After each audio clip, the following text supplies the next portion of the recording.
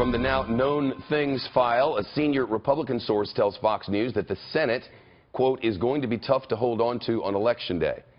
That's after Trump's Twitter rant against the House Speaker Paul Ryan and the GOP establishment writ large.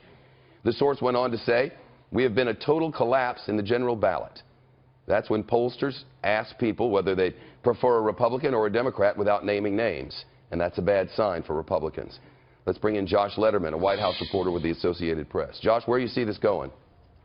Well, Shep, we're seeing this play out in House and Senate races across the country. We're seeing it in Arizona, Georgia, North Carolina, all kinds of places. You know, even just a few days ago, it seemed like Republicans were really sure they were going to be able to hold the House without any problem. Yeah. Right, absolutely. Even that is now being called into question. And the challenge here for Republicans is they're trying to figure out, do I stick with Trump or do I disavow him, is either way, they are bound to lose votes. They're stuck between Donald Trump and a hard place. Because let's take John McCain, for example, in Arizona.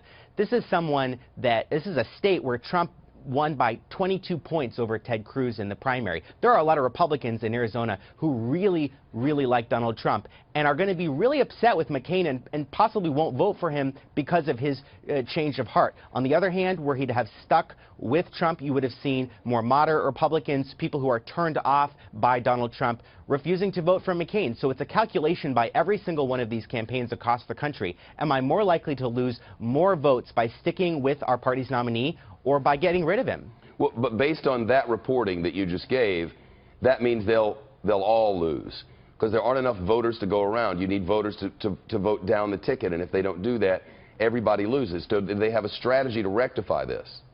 Well, that's the big unanswered question of this entire election is, will the Trump effect continue down the ballot? And there's no way to answer that until Election Day. You know, if you're someone that's trying to distance yourself from Trump and you're a Republican, you're basically counting on voters going to the polls saying, I'm not going to vote for that guy on the top of the ticket, but I am going to check the name next to the other Republicans on the ballot. Now, that kind of ticket splitting is not something that we've historically seen very often at all in American politics, and it's something that Republicans in the House and the Senate campaigns are counting on happening this year. We haven't seen anything like this before.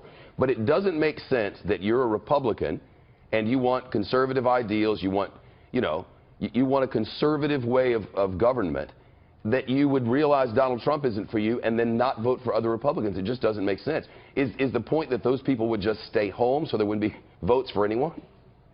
Well, that's the big concern, and that's also a concern for a lot of Democrats and for the Clinton campaign, frankly, is that people will be so turned off by this, people will assume this is already in the bag for Hillary, that even some of her voters may not show up to vote because they don't think it's necessary. So I think that a lot of people are bracing for a really dampened turnout on both sides of the aisle this election, voters turned off by both candidates, and how that plays out, we have yet to see.